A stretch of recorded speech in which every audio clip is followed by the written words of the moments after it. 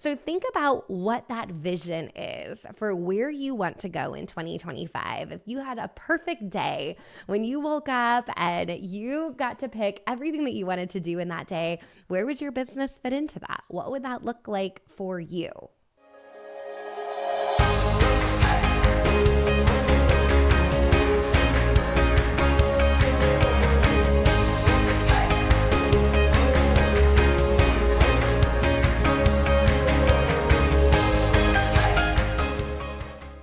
Hey everyone, welcome back to the podcast. I am so happy you are here with us today because today you are getting the first glimpse into 2025 planning.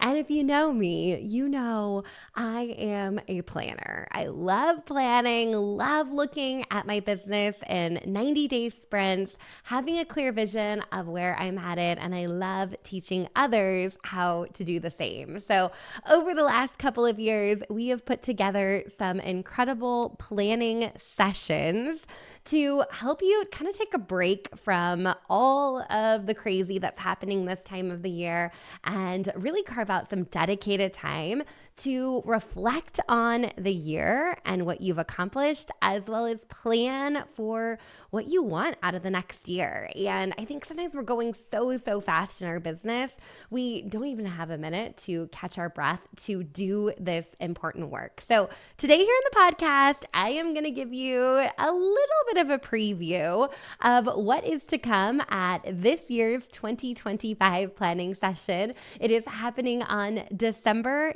17th at 9 a.m. Pacific, noon Eastern. It will be recorded. There is a free workbook to go along with it, and it is going to be jam-packed with a lot of predictions of what I see for 2025, what strategies you're going to want to really double down on and take into account for your business as you roll into the new year, and maybe also some things that you can cross off the list or let go or realize that maybe that was the outdated way of doing things or the old way of doing things, so you can really focus your energy on where you want to go and exactly how you're going to get there.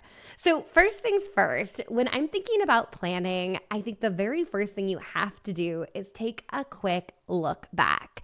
And when I say look back, I literally mean you may have to look back through your calendar, look back through your planner, have some fun thinking back of all of the things that you accomplished, all of the things that you tackled here in 2024. And this is not always an easy process. Sometimes you're like, oh my gosh, back in February I did that, and oh, I forgot this was a wildly successful strategy that I deployed for Mother's Day back in May. And oh my gosh, remember how my business was working during the summer, even when I was off on vacation, all of those things. So as a very first step, spending a little bit of time in that reflection mode is so important. I know for me, as I reflect back on this last year, there are a lot of things that I took away, but I had a ton of corporate business that I brought on at the start of 2024. And I was doing conferences and I was doing virtual trainings and I had a lot going on. We had to make some kind of mid-course adjustments for our business and even bringing in some extra help because we had so much happening at the first of the year. And as the summer went on, things kind of, tapered off a little bit on the corporate side, but we also scaled up quite a bit with Oh My Hi and launching our new email marketing and CRM. And so there's definitely been ebbs and flows into our business this year, some ups, some downs, some twists, some turns. So I'm sure the same as you. When you're looking back on the year, grab that calendar, grab that planner, maybe look back at even your journals or your to-do list from earlier this year and look at what you've accomplished. Somebody shared a really fun ChatGPT prompt with me. If you've been using ChatGPT this year, this is a fun one to ask ChatGPT what they think you learned this year. Because if you've been using it, you've probably been brainstorming different titles for marketing promotions or different messages for customer service, or maybe even mapping out a quarterly plan. So that might be a fun one just to type in and see what kind of responses you get. I know for mine, I was like, that's pretty good. Yeah, I did learn a lot of those things this year. So first off is that reflection process. And we don't want to get too caught up dwelling dwelling on the good, the bad, the ugly of this last year. But I want you to really focus in on those things that maybe you enjoyed a lot in your business. That brought me so much joy when I did this fundraiser. I did this event. I'd also love you to think about maybe some of those things that you didn't love to do in your business. And we all have those things, right? No judgment here. We know that there's things in our business that maybe we would have done differently. Maybe we would have not done it all, or we would have preferred to let somebody else do in our business.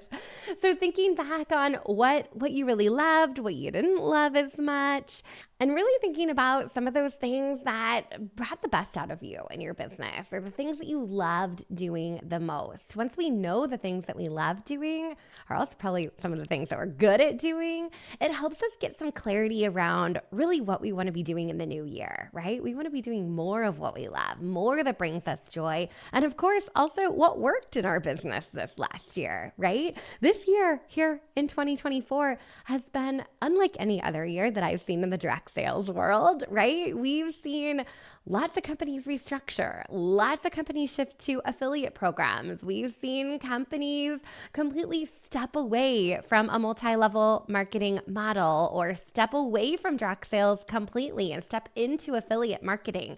So it's been a really interesting year in many ways, and you might be finding yourself at this point in the year in a little bit of a transition, right? Maybe you're in a pivot and you're thinking, okay, do I still love this industry? Do I want to be doing more of it?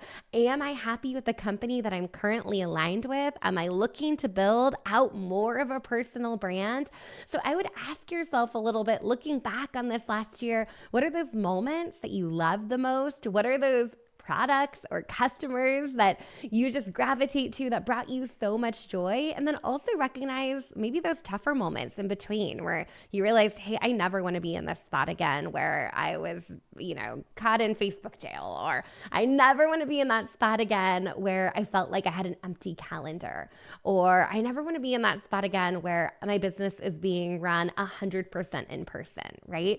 So this year's been interesting in many, many ways. And I think it's been eye-opening for so many about what they really want out of their business and what that looks like for them. And this is a unique thing. So I can't give you a formula for this. I can't tell you exactly those answers. This is an opportunity for you to take some time and reflect. So as you're looking forward over the next couple of weeks, as we're maybe slowing down here at the end of the year through the holiday season, I would encourage you to grab your favorite beverage of choice, grab your favorite journal, grab your favorite pen, jot down some of those reflections on, again, what you loved this year, what you didn't love, what worked, what didn't work, what you want to do more of going into next year, and what do you want to be doing less of next year as well. And that's going to help set the stage for really creating that 2025 plan. So if you're at a point that you're thinking, I think I know what I like to do, but I'm not totally sure, I would encourage you to take our direct sales superpower quiz. This is a really fun one. It's going to take you all of 5 minutes. It's over at moderndirectseller.com/quiz, and it'll give you some insights on how you like to show up. Is it that you love to be in real life? Do you love doing online parties and building community online? Do you love social selling? Are you aspiring to be a digital marketer? How does that fit into your plan? So when you're thinking about how you're going to sell next year, how you're going to actually make that profit that we're working towards in our business, you can lean into those superpowers, lean into those strengths, and how you like to show up for your business. So shifting into the 2025 mindset, I know some of you listening might be like, ooh, it feels too early for this. I'm not quite ready. I still have orders to get in before our holiday shipping cutoff. Or this might just be right on time for you where you're thinking, all right, I am ready to plan for 2025. I'd love for you to think about what success looks like for you in 2025. What does that look like? Is that doing more volume, sales volume in your business? Is that growing your team? Is that building your personal brand? Is that launching into digital marketing and setting up your own website and having your own email marketing? What does that look like for you, right? And again, just like that reflection piece, this is personal. What does that success look like? Is it a dollar amount? I want $500 in my bank account every month. I want $2,000 in my bank account every month. I want $10,000. So it's really up to you to define what that success looks like. And I think a lot of times is really dependent on the season that we're in, the season for our business, right? So I know for me, when I look back at when I had littles at home, I had some real big goals for my business, but my lifestyle wasn't quite supporting that. I had little kids that I was taking care of that needed snacks and naps and diaper changes and all of those things. And I wasn't able to align my motivation or my desire for what I wanted out of my business with exactly where I was lifestyle wise. And the time has come. They went to school. They're growing up. There's no more diapers to change around here. We're just opened up more time. We're okay. I can double down and focus on certain areas of my business. So when you're thinking about your goals and your vision for your business next year, I think it also really depends, what does that lifestyle look like for you? What are you trying to create? Do you want to be home with littles? Do you have aging parents? Are you traveling? Do you like to go play pickleball 4 days a week, right? What does it look like for you to make sure that you're building this business around your lifestyle? And for some of you, that might mean that you have a full-time job or a part-time job, or you know that you can only build the business in, your lunch break or your late nights or before you go to work in the morning. And that's perfectly okay too. But success for you is going to look a lot different than somebody else that maybe this is their full-time career. So think about what that vision is for where you want to go in 2025. If you had a perfect day when you woke up and you got to pick everything that you wanted to do in that day, where would your business fit into that? What would that look like for you?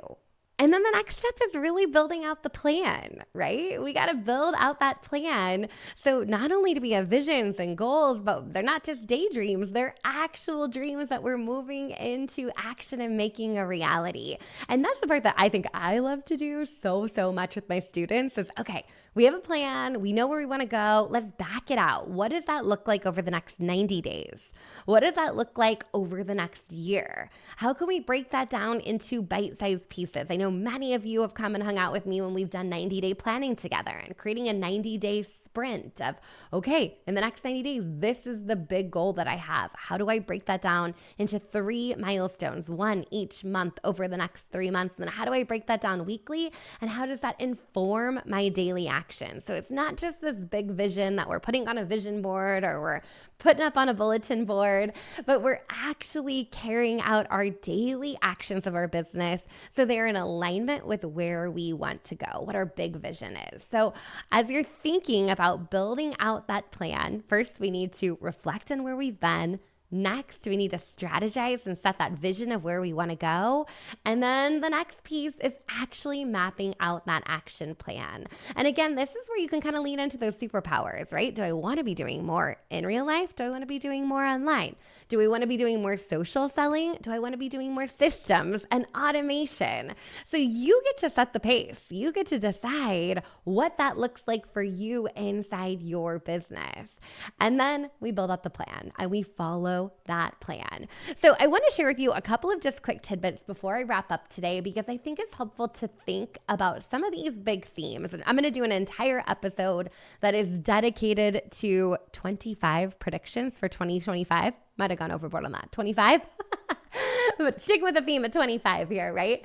So we're going to talk about some of those big shifts and changes that we're seeing in the industry and how you can leverage that as you're building out your plan. But a couple of things that I would not shy away from in your business rolling into 2025. I think the days are gone of online parties. Right? You can have some successful online parties, but it doesn't look like it did a year ago or even 5 years ago. So if you have built your business on online parties, I would encourage you to be thinking of other sales strategies to build your audience, connect, and get in front of new people. So a great strategy there is leveraging partnerships and collaborations. I'm seeing more and more direct sellers finding success, partnering up with others, sharing an audience, working together, doing joint events. So think about who you might want to partner with so that you're in a position that you're able to cross-promote across audiences. And this might be with another direct seller. This could be with a local boutique or a pop-up store. There are so many different collaborations you can do both in person and online. I would really think about that as a strategy to grow. It's really not that different than having a host for a party, but it's a different way to grow your audience. I think about outdated is online parties. What's in for this year is collaborations and partnerships. I'd also really think about social selling. Social media is important. Posting on social, building that brand on social is important. But more importantly, it's what you're saying in the DMs. It's how many messages that you have back and forth with someone. It's how you're building that know, like, trust factor and building it in an authentic and genuine way. So I'd really think about your strategy for building scalable personal relationships. And a great tool for that would be if you're using Project Broadcast for text marketing, or if you're just being really intentional about tracking those daily 333s, that's going to make a huge difference for you. The other trend that I see not going away into 2025 is AI. I know I've been using AI more and more in my business as I'm thinking about brainstorming titles for podcast episodes or putting together show notes or a marketing campaign, or even just kind of thinking of AI or ChatGPT as my personal assistant. Hey, tell me what you think about this. Tell me what you think about that. Draft me a copy of this. No, I don't like it. Let's redo it, right? So if you're not yet using AI in your business, you're working too hard. Think of AI as that personal assistant that you really, really need. And again, it is not a final output. It is a starting point. It's a brainstorm. It's a first draft, but it's still going to save you hours and hours of time. And the other thing that I would really encourage you to lean into this time of the year, but rolling into 2025, is also just the power of community. I really believe this is one of those things that differentiate direct sales from so many other industries out there. Find your people. Whether they are on your team or they're within your company or within a community like the Modern Direct Seller Academy, find some people that you can collaborate with, you can connect with, you can brainstorm with, you can share ideas with. And so you all can really elevate your businesses together. That power of community is not replaceable by AI. It's not something that's going to go away as different social media fads or trends change.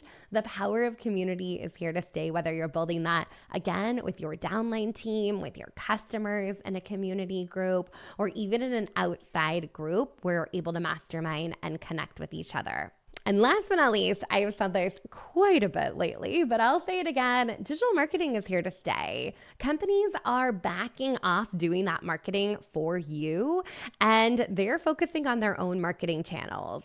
So when you're thinking about building your personal brand, you want to have a way to do that. You need to have your corner of the web, and a social media Facebook group is not the answer.